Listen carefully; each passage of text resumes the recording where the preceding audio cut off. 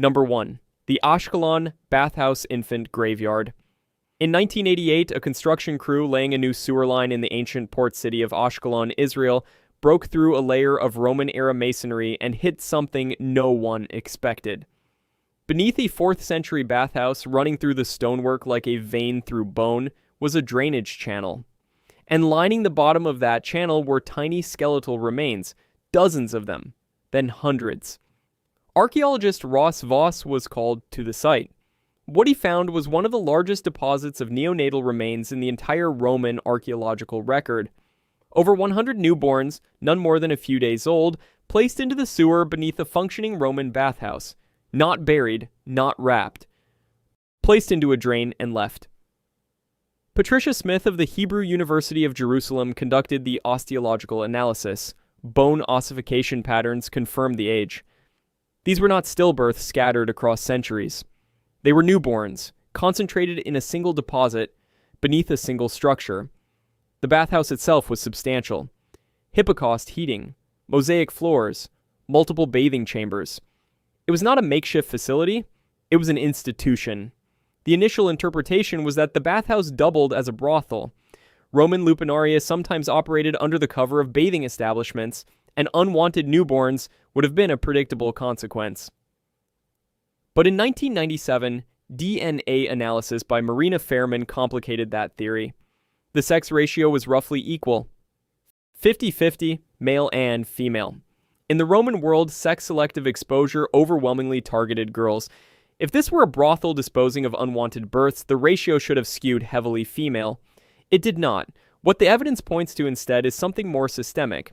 Under Roman law, the patria potestas granted fathers absolute legal authority over whether a newborn would be raised or discarded.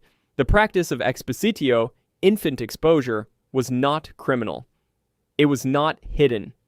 It was a socially accepted mechanism of family regulation across the entire Roman Empire, applied to both sexes for reasons ranging from economic hardship to perceived illegitimacy to physical imperfection. The bathhouse sewer was simply the disposal mechanism. Pragmatic, invisible, routine. The construction workers reportedly refused to continue digging after the discovery, and they were not the last to react that way. A comparable site was found in 2008 at the Hambledon Roman Villa in Buckinghamshire, England. Archaeologist Jill Ayers excavated 97 neonatal remains concentrated near a single structure. The pattern was nearly identical. The ethical debate around these sites continues. Some scholars argue against projecting modern moral frameworks onto Roman social practices. Others argue the remains speak for themselves. The sewer beneath the Ashkelon bathhouse was sealed for over 1,600 years. It took a construction crew with a sewer contract to open it. Number 2. The Chinchorro mummies of Arica, Chile. In the coastal city of Arica, Chile, you cannot dig a foundation without risk of finding a body, not a recent one, not a colonial one. The bodies beneath Arica are 7,000 years old. They are the Chinchorro mummies, the oldest artificially mummified humans on Earth, and they predate the Egyptian mummification tradition by at least 2,000 years. The Chinchorro were first documented scientifically by Max Uli in 1917 at Chinchorro Beach, just south of the city. But modern Arica, a city of 200,000, is built directly on top of the Chinchorro burial grounds. And every time the city expands, it finds them. In 2004, a broken water main triggered a landslide on the Morro de Arica hillside, exposing a cluster of mummies to open air. In 2014, workers laying water pipes in the Camarones Valley struck mummified remains at shallow depth. Construction projects across the city are routinely halted, sometimes for weeks, sometimes permanently.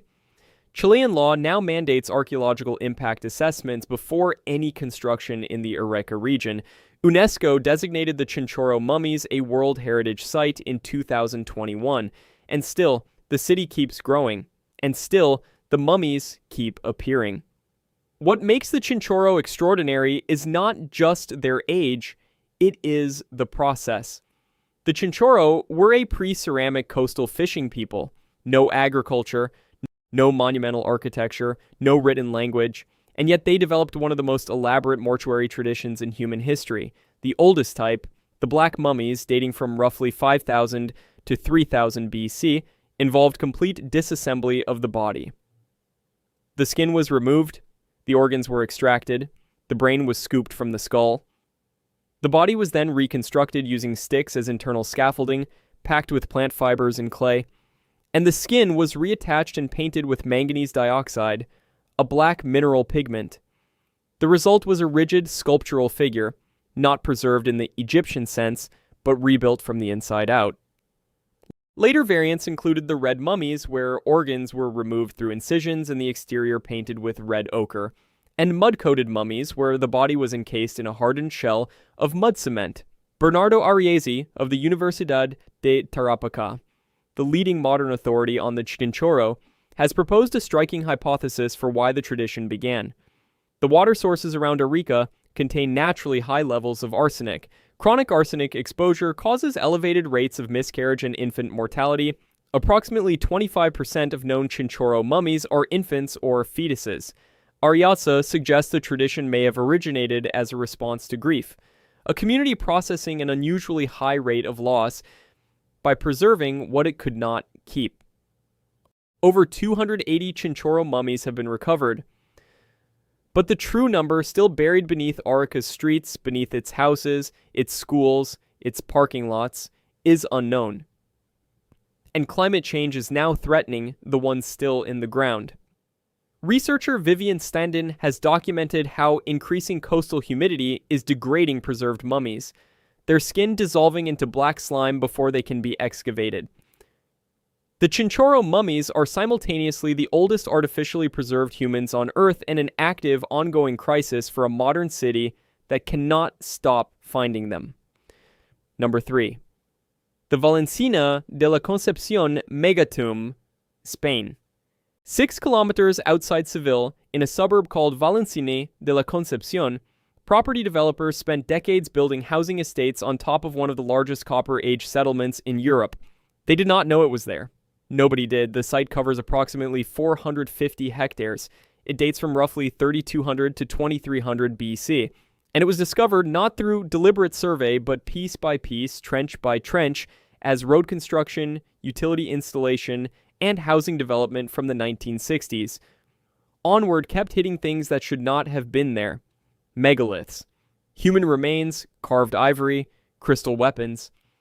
The most significant structure found so far is the Montelirio Tholos tomb, excavated between 2007 and 2010 by Álvaro Fernández Flores and Leonardo García San Juan. It consists of 2 connected stone chambers cut into the earth. Inside, the remains of at least 20 individuals.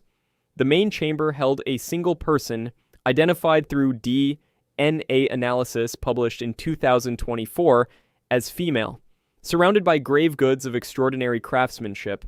A rock crystal dagger, 22 centimeters long, with an ivory hilt, rock crystal arrowheads, amber beads, ostrich eggshell fragments, gold foil. The crystal dagger alone represents a staggering level of skill. Rock crystal is harder to nap than flint, and the blade is one of the finest ever recovered from prehistoric Europe. The ivory came from African elephants in the 3rd millennium BC in southern Spain. That means trade networks spanning the Mediterranean were already operating at a scale most people associate with the Bronze Age or later. The secondary chamber is where the story darkens. It contained at least 15 additional individuals, most positioned in articulated postures, meaning their bodies were still intact when placed, suggesting they were interred shortly after death.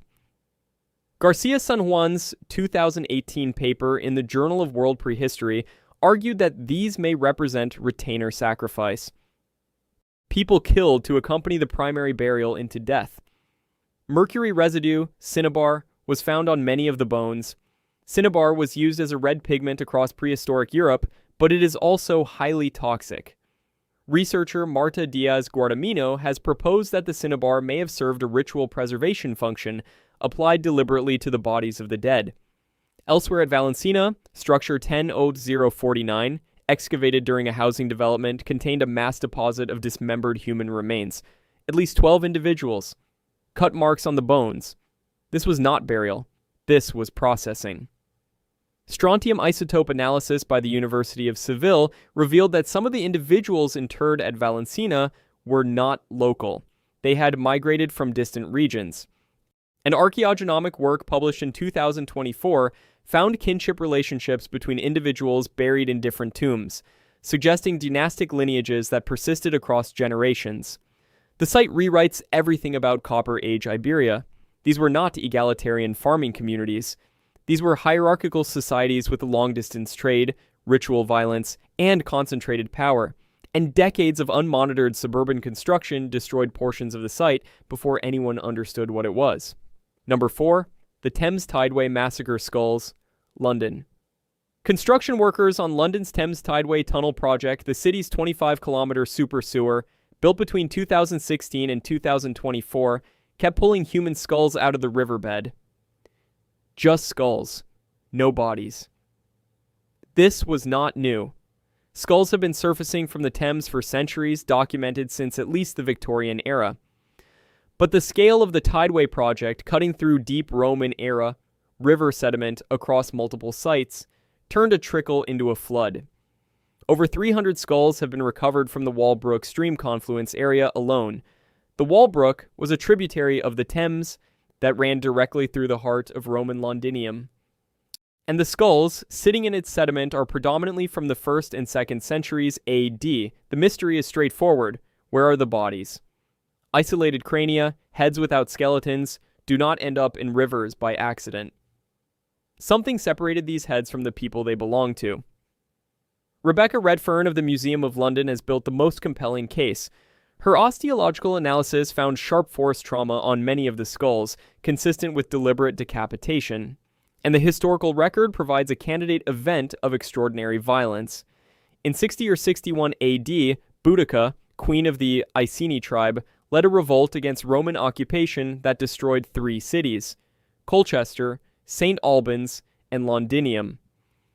Roman historian Cassius Dio estimated 70 to 80,000 killed. He specifically recorded that the rebels practiced decapitation and displayed heads as trophies. Redfern's hypothesis is that many of the Walbrook skulls are the severed heads of Londinium's inhabitants massacred, decapitated, and discarded into the river nearly 2,000 years ago. The current carried them downstream to the Walbrook confluence, where they settled into the sediment and stayed. But not all scholars agree. Hedley Swain has proposed an alternative, Celtic and Romano-British ritual head deposition. Head veneration was a documented practice among pre-Roman and Roman-era British populations.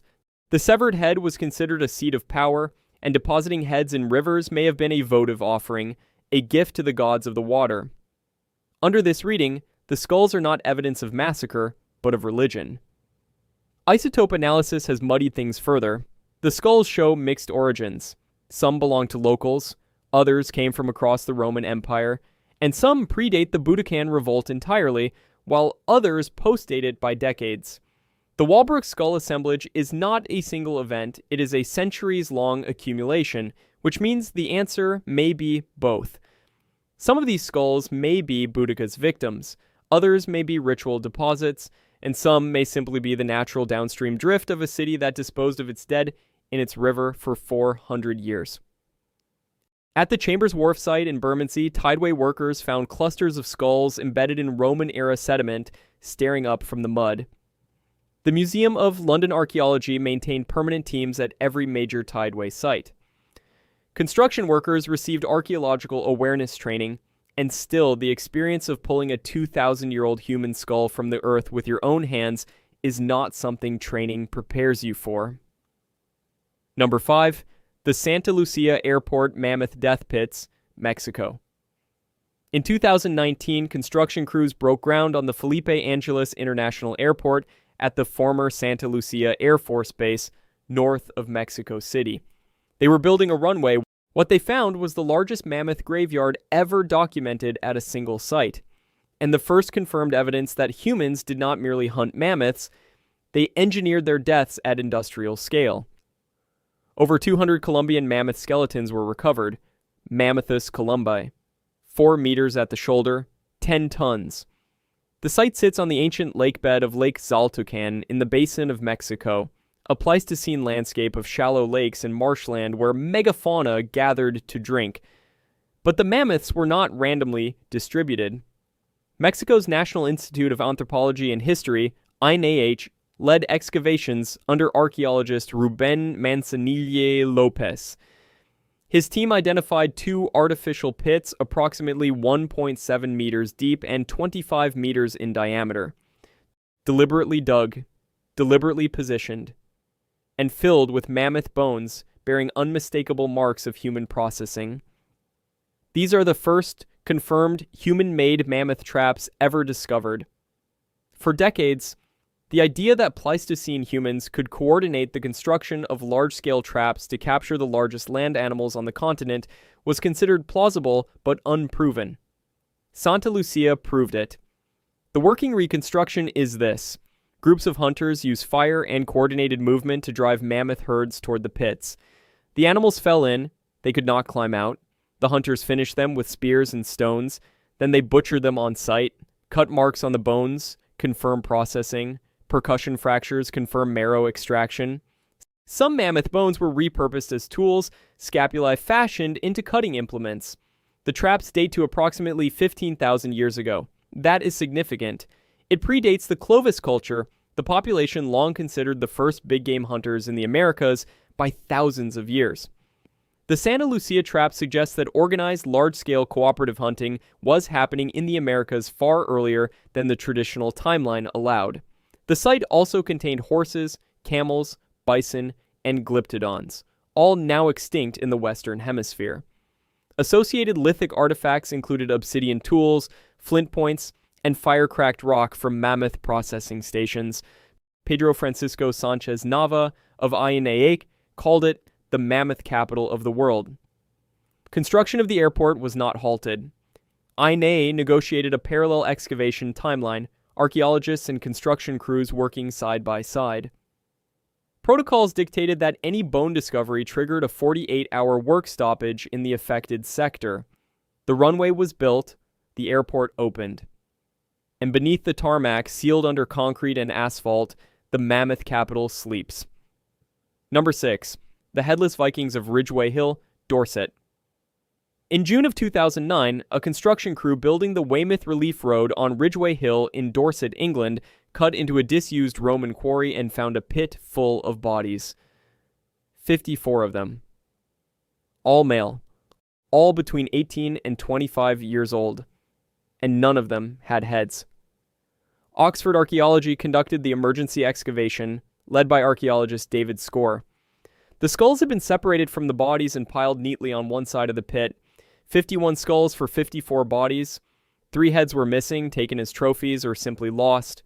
The bodies were dumped naked, no clothing, no personal possessions, no weapons. Whatever these men had been carrying when they were alive, it was stripped from them before they were killed. Radiocarbon dating placed the execution between 970 and 1025 AD, the height of the Viking Age. And isotope analysis of tooth enamel, strontium, oxygen, carbon, confirmed what the archaeologists suspected. These men were not English, they were Scandinavian. Some isotope signatures pointed to subarctic origins, northern Norway, possibly Iceland. They were Vikings, and they had been captured and executed. The blade marks on the cervical vertebrae tell the story of how they died. The cuts came from the front. These men were not kneeling with their heads bowed. They were facing their executioners. Several had defensive wounds on their hands and forearms. They tried to block the blows. One individual took at least 10 strikes to the neck before his head was finally severed. This was not a clean, professional execution. It was brutal, prolonged, and physically exhausting for everyone involved. The leading interpretation places this within the reign of Ethelred the Unready. In 1002 AD, Ethelred ordered the street. Bryce's Day Massacre, the killing of all Danes in England. The Ridgeway Hill pit may be direct evidence of that order being carried out.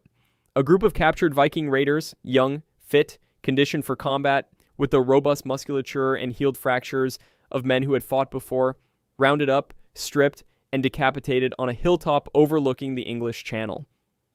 Louise Lowe of Oxford Archaeology published the definitive study in 2014, Given to the Ground. It remains the most comprehensive analysis of a Viking mass execution site ever found in Britain.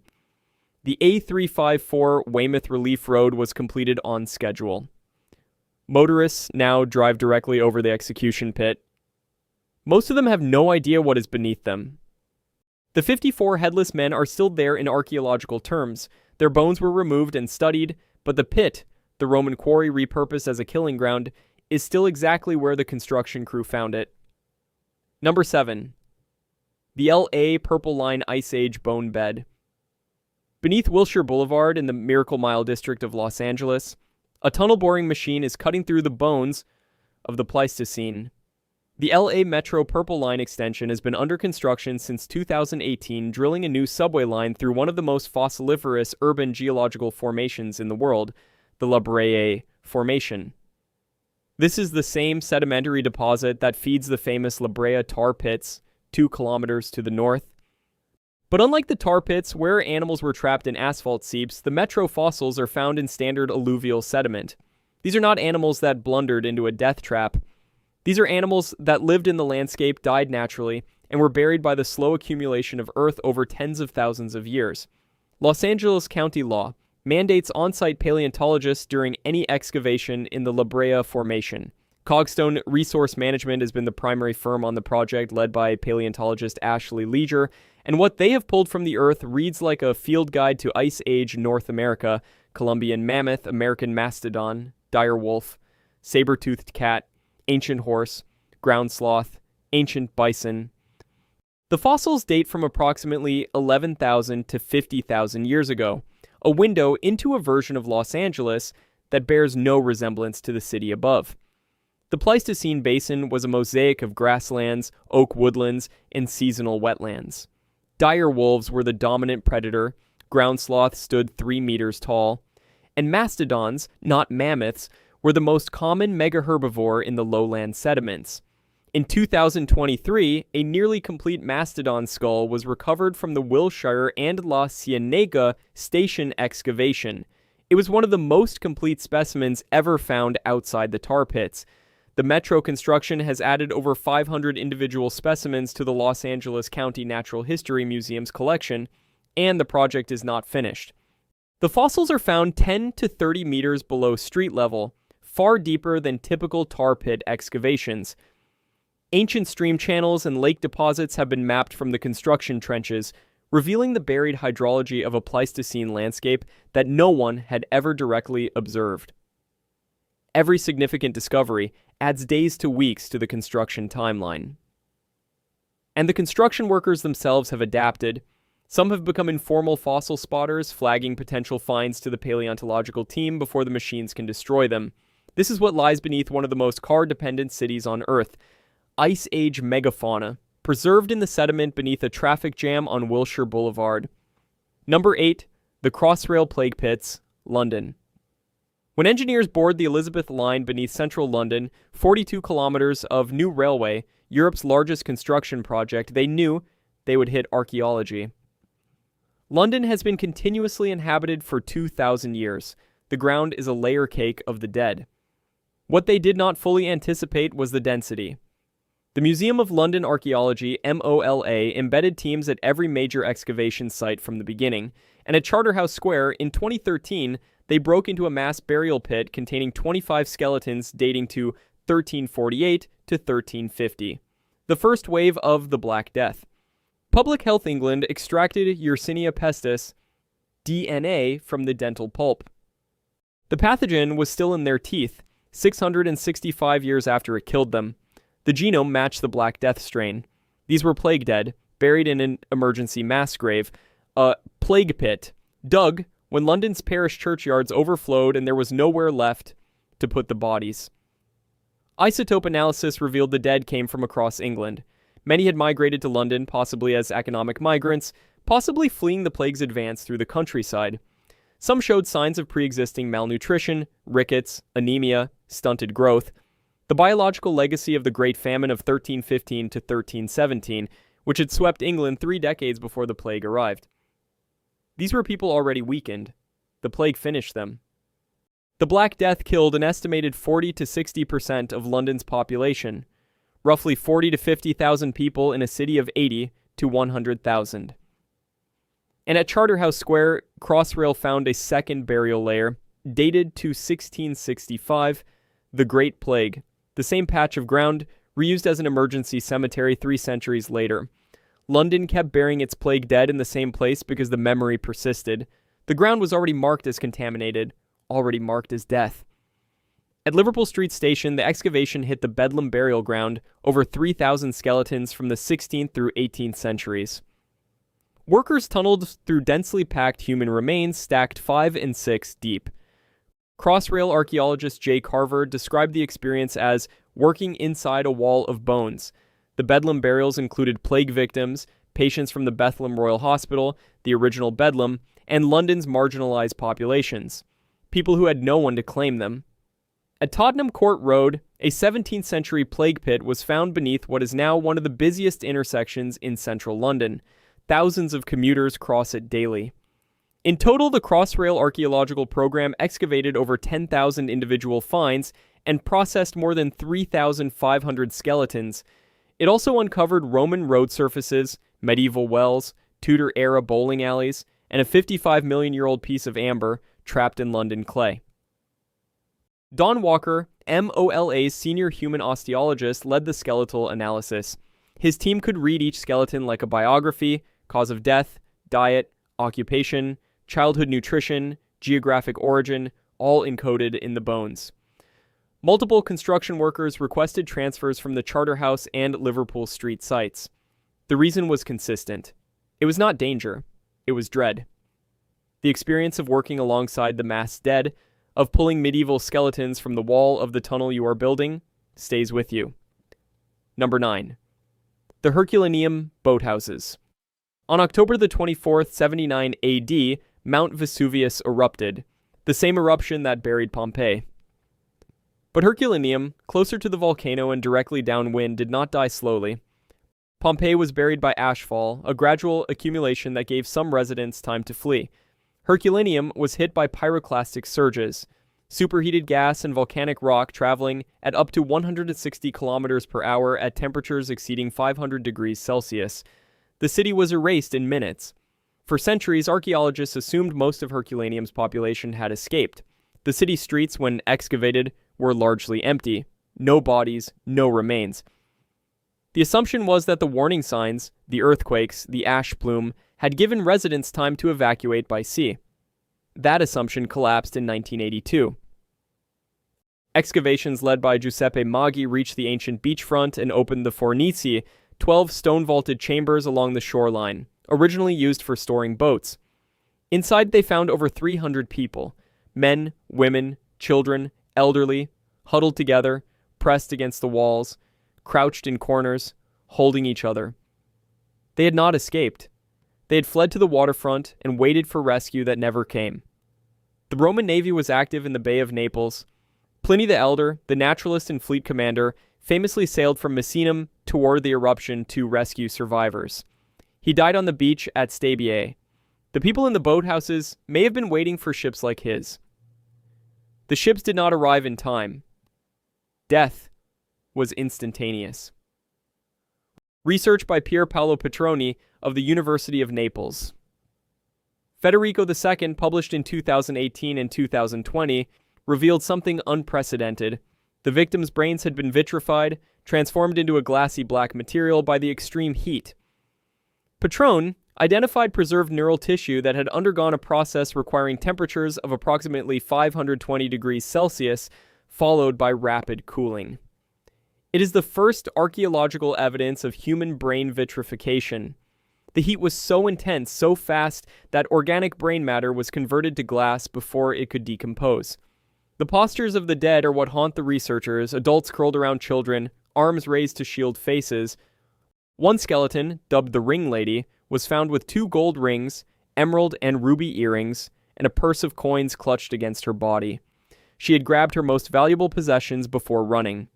Another, the soldier, carried a sword, a decorated leather belt, and a money belt with 3 gold coins.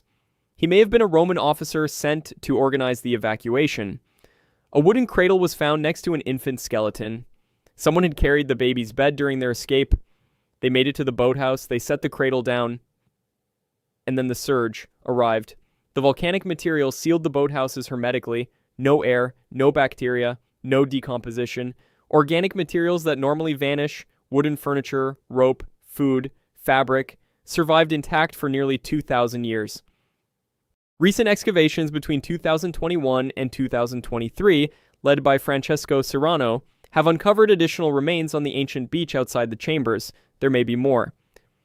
Archaeologist Sarius Beisel, who first systematically studied the Herculaneum skeletons in the 1980s, described the work as the most harrowing of her career. The boathouses remain open to visitors today. You can walk past the chambers and look through the glass at the place where 300 people waited together for a rescue that was already too late. Number 10. The Cramond Lioness, Edinburgh. In 1997, a ferryman named Robert Graham was working the crossing at Cramond, a village on the outskirts of Edinburgh, Scotland, where the River Almond meets the Firth of Forth. The water was low. And Graham noticed something protruding from the riverbed that did not look like any natural stone he had seen. It was a lioness, carved from sandstone, 1.5 meters long, over 1.5 tons. Crouching over a bearded male figure, her jaws clamped around his torso, devouring him. It had been lying face down in the river sediment for approximately 1,800 years. The sculpture is Roman, dated to the 2nd century AD, the period when Rome pushed its frontier into southern Scotland and built the Antonine Wall. Cramond was the site of a Roman fort, Castra alla Terva, established around 142 AD to house approximately 500 auxiliary soldiers and serve as a supply base for the northern frontier. The Lioness and prey motif was a standard element of Roman funerary art. The lion represents death. The prey represents the mortal consumed by it. These sculptures typically stood at tombs along Roman roads, a reminder to passers-by that death is patient and inevitable. The bearded figure beneath the Cramond lioness is likely a generic representation of a conquered enemy or of mortality itself, not a portrait, but a symbol. What makes the Cramond lioness exceptional is its quality. The carving is detailed, expressive, and anatomically precise. It was almost certainly made by a skilled military sculptor attached to the garrison. Roman forts often maintained specialist craftsmen for exactly this kind of monumental work. Comparable pieces exist from Corbridge in Northumberland and Chester in northwest England, but experts at the National Museum of Scotland consider the Cramond lioness artistically superior to both. It is one of the finest Roman animal sculptures ever found in Britain, and the most significant piece of Roman art recovered from Scotland. The statue was likely toppled into the river when the fort was abandoned in the late 2nd or early 3rd century AD. Roman garrisons withdrawing from frontier positions often demolished or discarded monumental stonework to prevent it from being repurposed by local populations. The lioness fell face down into the river mud, and the mud protected it. For 18 centuries, the current flowed over it, deposited sediment around it, and sealed it in an anaerobic environment that preserved the carved surface in extraordinary detail. When Graham reported the find, it was initially met with skepticism. A Roman sculpture of this quality and size had never been found this far north, but authentication by the National Museum of Scotland confirmed its provenance. The statue was conserved and is now displayed in the National Museum in Edinburgh. The discovery prompted renewed archaeological investigation at Cramond. Subsequent excavations revealed the full extent of the Roman fort, a military bathhouse, and an extensive civilian settlement, a vicus, that had grown up around the garrison. Geophysical surveys suggest more Roman artifacts remain beneath the River Almond sediment. The lioness may not be alone. And somewhere beneath the water, at the edge of the Roman Empire's northernmost reach, a stone predator spent 1,800 years face down in the mud, still gripping its prey, waiting for someone to turn it over. Why construction keeps unearthing the dead. The pattern across these 10 discoveries is not coincidence. It is geology, geography, and human nature converging on the same points in the earth over and over again. Modern cities are built on the same strategic locations that every previous civilization chose. Rivers, coastlines, defensible high ground, fertile plains. London sits where the Romans built Londinium. Mexico City sits on the drained lakebed where the Aztecs built Tenochtitlan, which itself sat atop Pleistocene megafauna deposits. Arica, Chile, occupies the same coastal strip the Chinchorro fished 7,000 years ago. The reasons humans settle in particular places do not change. The geology does not move. And so every generation builds on top of the last, compressing millennia into meters of stratified Earth. London has over 6 meters of accumulated human deposits beneath its modern surface. Rome has up to 14. And when a tunnel boring machine cuts through that stratigraphy at depths of 30 to 40 meters, far below anything previous generations ever disturbed, it reaches layers no one has seen since they were laid down. Before the 1970s, construction routinely destroyed archaeological sites without documentation. Countless discoveries were lost, bulldozed, dumped, or simply ignored. The shift to developer-funded preventive archaeology, where construction companies are legally required to pay for archaeological assessment before breaking ground, transformed the field. But it also created a tension that runs through every project in this video. Every day of archaeological delay costs money. Every skeleton is a budget line. Every fossil is a schedule conflict. Construction workers are the accidental archaeologists of the modern world. Many of the most significant finds in this video, the Ridgeway Hill Vikings, the Cramond Lioness, the Ashkelon infants, were spotted first not by professionals, but by equipment operators, laborers, and foremen who noticed something wrong in the earth.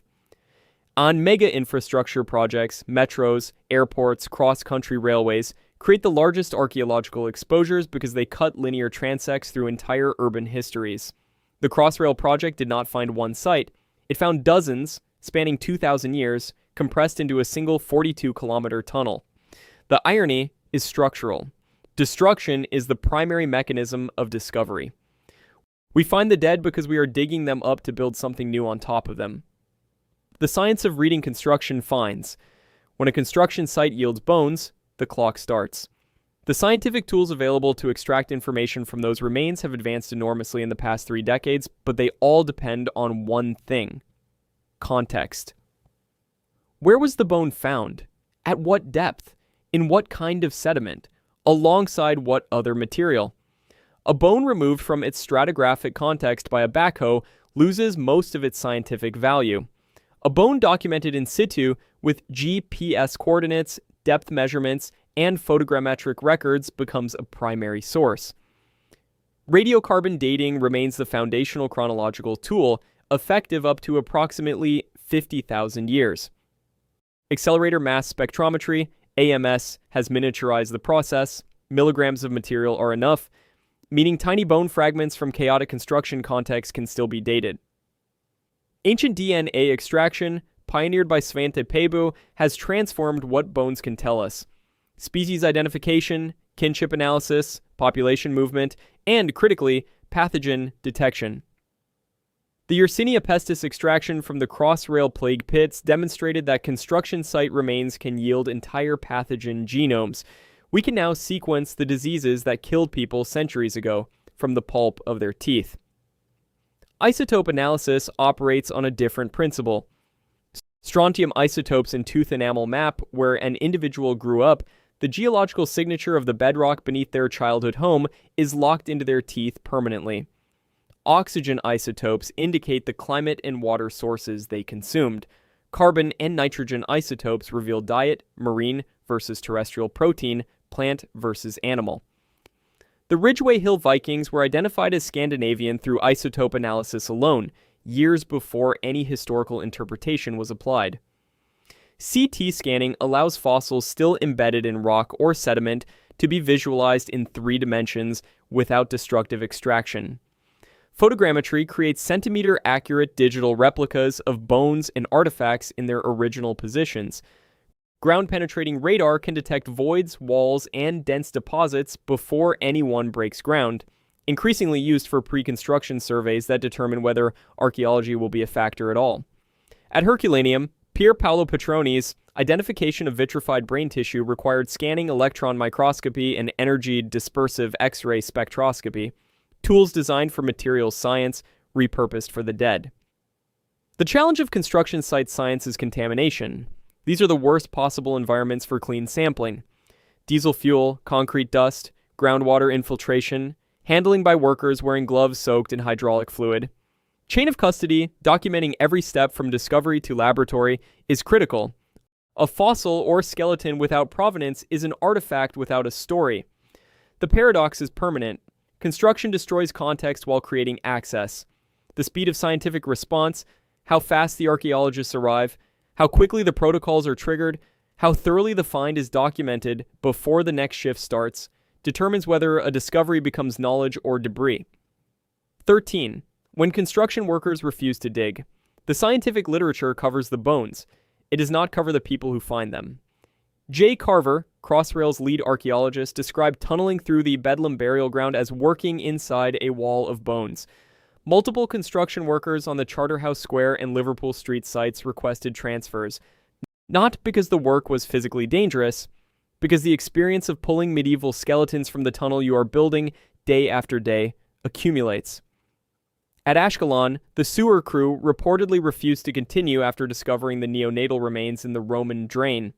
In Arica, construction workers who unearthed Chinchorro mummies occupy a cultural fault line. Some view the mummies as ancestors deserving respect, others as obstacles to economic survival in a city that needs housing. Dr. Sarah Tarlow of the University of Leicester has researched the emotional responses of non-archaeologists who encounter human remains in professional contexts. Construction workers are not trained for this. They are trained to dig, to pour, to frame, to weld. The protocols cover what to do when you find a bone, stop work, call the site manager, secure the area. The protocols do not cover what to do when the bone belongs to someone who is holding a child. In Australia, New Zealand, and North America, the discovery of indigenous ancestral remains during construction triggers legally mandated consultation with indigenous communities. NAGPRA, the Native American Graves Protection and Repatriation Act, passed in 1990, requires formal consultation and potential repatriation of any indigenous remains disturbed by construction. The Kennewick Man controversy, triggered when a 9,000-year-old skeleton was found along the Columbia River in 1996, generated decades of legal battles between scientists and Native American tribes over who had the right to the dead. Construction companies have responded slowly with awareness training. Unexpected finds, protocols, cultural sensitivity briefings. But even experienced archaeologists are not immune. Louise Lowe's team at Oxford Archaeology, who excavated the Ridgeway Hill Vikings, reported that the mass execution site was disturbing in a way that routine archaeological work is not. The postures, the defensive wounds, the missing heads, the evidence of fear and resistance made the dead feel present. The economic incentive cuts the other way. Some workers fear that reporting bones will cost them their jobs. If a fine triggers a weeks-long work stoppage, the delay ripples through schedules, budgets, and subcontractor payments. In jurisdictions without whistleblower protections for construction workers who report archaeological discoveries, the pressure to keep quiet is real. The finder's burden, the specific psychological weight carried by the individual who first sees the remains, is not a term from the academic literature. But it should be. The buried world beneath our feet. An estimated 95% of the world's archaeological sites remain undiscovered. Most will only be found through future construction, natural erosion, or climate-driven exposure. The 10 finds in this video are not anomalies. They are the fraction that happened to be noticed. London maintains an archaeological hazard map, a GIS layer showing the probability of hitting significant remains at any given coordinate. Rome's Superintendent of Archaeology maintains a similar system. Virtually every metro extension in Rome has been delayed by discoveries. The city's Line C, first proposed in the 1990s, has been under construction for over 2 decades, in large part because the route passes through the densest archaeological terrain in Europe. Mexico City is built on a drained lake over the Aztec capital of Tenochtitlan, itself over Pleistocene sediments containing megafauna. In 1978, electrical workers laying cable in the city center struck a massive carved stone. It was the Coyolcauqui stone, the disc depicting the dismembered Aztec moon goddess. That single accidental find led to the excavation of the Templo Mayor, the most sacred temple of the Aztec Empire, which had been buried beneath a colonial-era building for 500 years. Istanbul's Marmaray rail tunnel, crossing the Bosphorus, cut through 8,000 years of continuous human settlement. The project uncovered Neolithic graves, Byzantine harbors, Ottoman shipwrecks, and 37,000 individual artifacts. Cairo's construction of the Grand Egyptian Museum required excavation through layers dating back 5 millennia. Brazil's Atlantic Coast Highway projects have uncovered hundreds of Sambaquis, prehistoric shell mounds containing burials up to 8,000 years old. Japan operates the densest archaeological monitoring regime in the world. Over 460,000 registered archaeological sites. Every significant construction project in urban Japan triggers a mandatory excavation. The result is one of the most thoroughly documented archaeological landscapes on Earth and one of the most expensive. The frontier is moving in 2 directions. Downward, as deep-sea mining threatens to disturb fossilized ecosystems on the ocean floor, and outward, as climate-driven infrastructure, seawalls, flood barriers, elevated roads, forces construction into previously undisturbed strata. The cities of the 21st century will dig deeper, wider, and more frequently than any civilization before them, and they will find things. The question is not whether there are more discoveries beneath us. There are. The question is whether we are prepared scientifically, emotionally, legally, and financially for what we are going to find. What the dead leave behind. Every discovery in this video began the same way. A construction crew broke ground, the earth opened, and something that had been sealed for centuries or millennia was suddenly, irrevocably, exposed to daylight. The Ashkelon infants placed into a Roman sewer and forgotten. The Chinchorro dead, painted and reconstructed with a care that outlasted the civilization that made them. The Valencina elite, buried with crystal daggers and accompanied into death by others.